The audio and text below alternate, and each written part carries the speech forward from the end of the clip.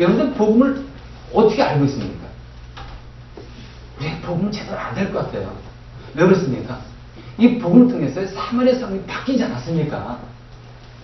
우울하고 그리고 이제 억눌러 있고 영적으로 침체되어 있는 그런 이 사마리아 성이 어떻게 큰 기쁨에 휩싸일 수 있었겠습니까? 이게 사람의 힘으로 가능하겠습니까?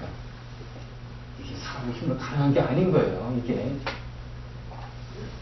그래서 우리가 이 생각할 수 있는 게 과연 복음이 뭐냐 이거예요. 복음 하는데 이 복음이 무엇이냐? 우리가 이 복음을 제대로 알아야지 우리가 전할 수 있지 않겠습니까? 복음. 여기 5절에 보니까요. 그 답이 나와 있네요. 5절에 보니까 이렇게 말씀하고 있습니다. 빌립은 사마리아 성에 내려가서 사람들에게 그리스도를 선포하였다. 복음은 어떤 겁니까? 아주 한마디로 얘기해서 어떤 거겠습니까? 예수 그리스도. 복음은 뭐라고요? 예수 그리스도, 예수 그리스도. 여러분, 빌립이 사마리아 가가지고 뭘 했습니까? 예수 그리스도를 전하는 거예요. 예수 그리스도를. 다른 게 아니에요. 그게 복음이라는 거예요. 복음. 예수 그리스도를 전한 겁니다. 근데 예수 그리스도를 전했겠습니까? 거기에 따른 많은 내용들 있지 않습니까? 예수 그리스도의 죽음, 예수께서 십자가에 죽으셨다는 그 놀라운 그 죽음의 그 의미, 이걸 전해지지 않았겠습니까? 예수님도 부활하셨다는 거, 예수님의 죽음과 부활을 증거했을 것이고, 그 예수 그리스도를 믿었을 때 우리 죄를 용서받았고, 죄인은 우리가 의인으로 되어지는 것이죠. 영생을 누리는 것이고, 하나님의 자녀가 되어서 하나님의 인도받는 믿음의 삶을 살아가는 것, 이것을 그대로 전하는 것, 이게 무엇입니까? 이게 복음인 거예요. 복음. 이 복음 받을 때 사람들의 반응은 무엇입니까? 기쁨인 거예요. 기쁨. 세상에 줄 수 없는 그 놀라운 기쁨. 그 기쁨이 한데 어우러져 가지고 이 어떤 일이 벌어진 겁니까? 사마리아 성에 큰 기쁨이 일어난 거예요.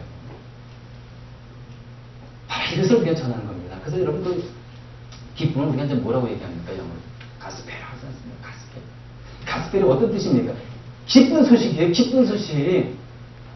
그 말 그 자체로 이 가스펠, 이 복음 기쁜 소식이에요. 이 말씀을 이 복음의 말씀은 우리에게 기쁨을 주는 거예요. 여러분 죄 얽매인 사람이 여러분 이 복음 통해 가지고 죄에서 용서받는 거 아닙니까? 이때 그 사람은 큰 기쁨 속에 있는 거예요. 복음의 실제는 무엇입니까? 기쁨 주는 거예요. 그러니까 이 사마리아 성이 복음을 받았을 때 큰 기쁨 속에 있었다. 이건 너무 당연한 결과인 거예요. 왜 그렇습니까? 복음이 어떤 거라고요? 기쁜 소식이라는 거예요. 여러분 일본이 이제 이제 전쟁이 일으키지 않았습니까? 대동아 전쟁이 일으키지 않았습니까? 우리나라도 이제 들어왔지만 저 필리핀, 버마 이쪽으로 또 이제 군대를 또 보내가지고 거기서도 전쟁을 일으켰어요. 일본이. 그래갖고 필리핀 쪽에서 이제 일본군이 들어가서 이제 전쟁을 하고, 그러니까 1945년도 지금 2차 세계대전이 종료되지 않습니까? 그러면서 이제 일본군이 이제 뭐 한국도 하고 이제 철수도 하고 했지만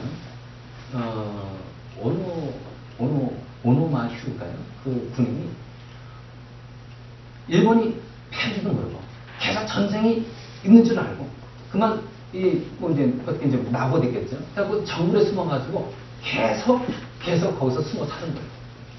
아니 지금 전쟁은 다 끝났는데 이때 1945년도 22살인가요? 22살 때 일본군에 가가지고 거기서 계속 있으면서 그리고 1974년도 그때 이제 정부에서 발견했는데 저는 그때 고등학생이라 가지고 그때 이 신문에요. 방송에 대대적으로 나왔어요. 제가 그때 기억을 합니다. 이 방송에 나와서 이렇게 나온 거를.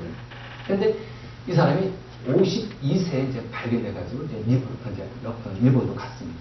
그런데요, 여러분, 이 오노마 히루라는 이 사람이 전쟁이 끝난지도 모르고 계속 전쟁이 있는 줄 알고 이 정부에 숨어서 보니까 이 땅 타가지고 비버리더라고요. 거기서 숨어서 비참하게 불행하게 살아가는 거예요. 지금 이 30년 지난 그런 이 일본은 진짜 경제 대국이 돼가지고 살기 좋은 나라가 됐음에도 불구하고 그걸 깨닫지 못하고 계속 숨어서 살고 있는 거예요. 비참하게.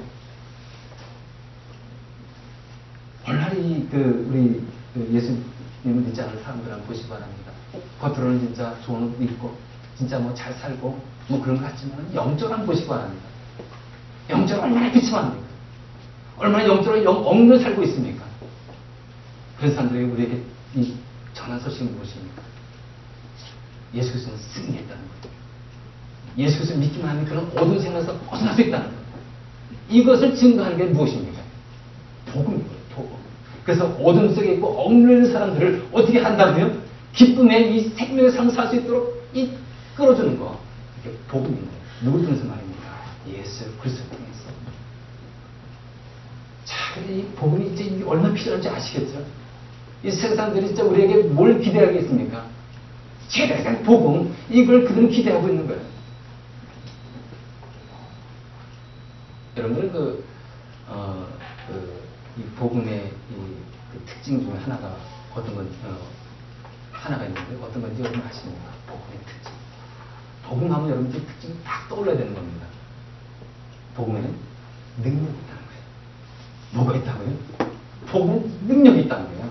여러분, 로마서 한번 보겠습니다. 로마서 1장 16절에 보면요. 이런 말씀이 있습니다. 제가 읽어보겠습니다. 나는 복음을 부끄러워하지 않습니다. 이 복음은 유대 사람을 비롯하여 그리스 사람에게 이르기까지 모든 믿는 사람을 구원하는 하나님의 능력입니다. 여러분, 복음은 뭐라고 나와 있습니까? 하나님의 능력이에요. 능력. 모든 사람들을 구원하는 하나님의 능력. 근데 그 능력이 여러분,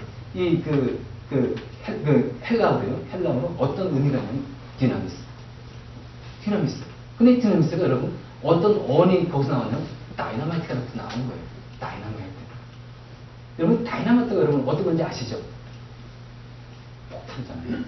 폭발력 있는 폭탄 아닙니까? 그러니까 위력이 있는 거예요. 위력이 있는 거예요.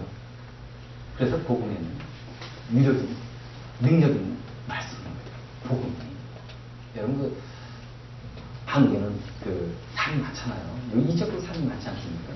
그래서 여러분, 고속도로를 이제 뚫지 않습니까? 그러면 한국 산이 엄청 많아가지고 산 한두 개는 진짜 관통해서 터널을 뚫어야지만 고속도로를 제대로 뚫을 수가 있는 거예요.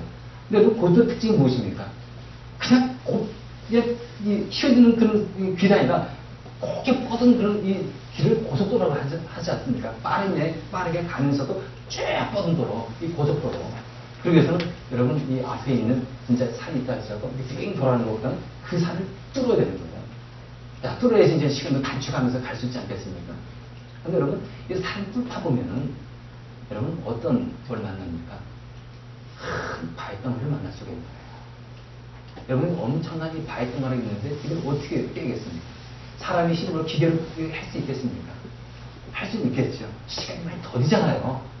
그러면은 1년 걸리고 공사를 2년, 3년 걸릴 수 있는 거고, 이거는 진짜 말로 표현할 수 없는 거예요. 엄청난 시간이 필요한 거예요. 그러니까 이때 가장 필요한 게 무엇입니까? 이 바위 중앙에 드릴로 딱 들어가지고요. 거기에다가 다이너마이트를 딱 집어넣어가지고 내려를 집어넣어서 폭발시켜버리는 거예요. 그러면요, 그 바위가 어떻게 되겠습니까? 산조각이 나버리는 거예요.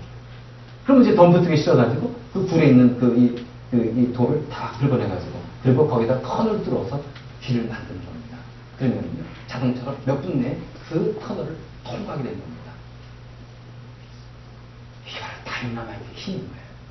다이너마이트의 힘. 얼마나 그 위력이 있고 능력이 있습니까? 복음이 그렇다는 거예요. 복음이. 우리가 전하는 이 복음, 거기 뭐가 있다고요? 엄청난 능력이 있는 거예요. 그런데 여러분, 우리가 엄청난 이 복음에 이 능력이 있음에도 불구하고 그러면 복음 전하는 것을 딱 놔두고 뒷전에 놔두고 다른 곳에 우선순위 두면 안 되겠죠. 여러분, 우리가 구제하는 거 해야 되는 겁니다. 교회가 왜 구제를 포기할 수 있겠습니까? 포기할 수 없는 거예요. 구제를 해야 되는 것입니다. 봉사, 여러분 봉사 이건 해야 되는 거예요. 그냥 당연한 것입니다. 근데 이것을 제일 위에 순을 두고 복음 전하는 것은 제일 밑에 놔두고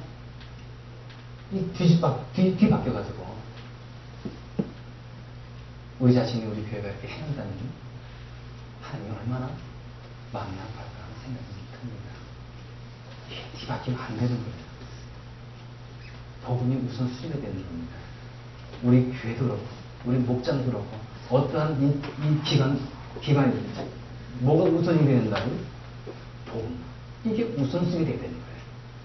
그것이 우선순위 되지 않고 다른 것이 우선순위 된다면 여러분, 본질적인 것을 놔두고 비본질적인 것을 가장 우선시하는 그런 모습이 되는 겁니다. 이건 어떤 것을 의미하는 줄 아십니까? 교회가 마비되는 거예요. 교회가 마비되는 거예요. 다시 말해서 교회는 복음 전하고 증거하고 외칠 때 그 교회가 다 움직이는 거예요. 잘 움직이는 겁니다. 신선한 거예요. 우리 교회는 그래서 저는 좋은 특징이 하나가 있습니다. 진짜 이 분위기 좋잖아요.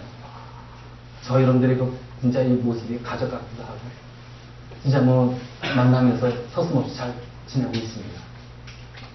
근데 여러분, 우리 교회도 화목하다 해가지고, 가족 같은 분위기다 한다 해가지고, 여러분들이 여기에 만족하면서, 여러분들이 여기서 기뻐하면서, 그냥 신앙생활을 하면 안 된다는 거예요. 이걸 우리가 꼭 기억을 해야 되겠습니다.